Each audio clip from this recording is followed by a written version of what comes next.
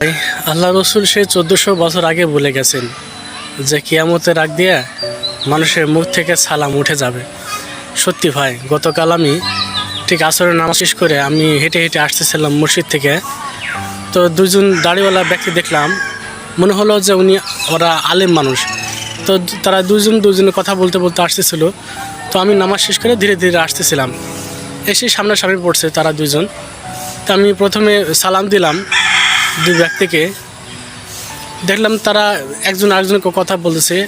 যে কথা বলতেছিল সে আমার দিকে তাকালো, কিন্তু আমি যে স্পষ্টভাবে সালাম দিলাম, সালামের উত্তর তারা দিল না। আমার খুব লাগলো, আর আমি সালাম দিলাম, সালাম তারা নিল না। আসলে যদি সালাম দেওয়ার মতো ওদের ক্যাপাবিলিটি থাকতো বা সালাম দেওয়ার অভ্যাস যদি থাকতো, তাহলে নিশ্চয়ই সালামের উত্তর আমি পাইতাম। আসলে খুব আফসোস লাগলো যে আল্লাহ রসুল বলছে যে শেষ জামানায় সালাম উঠে যাবে। এটা তো আসলে বাস্তব প্রমাণ।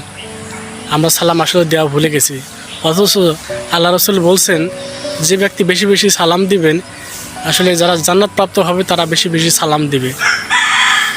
আমরা যেন এই আমলটা যেন ভুলে না যাই ভাই। তো ভালো থাকবেন সবাই। আসসালামু আলাইকুম।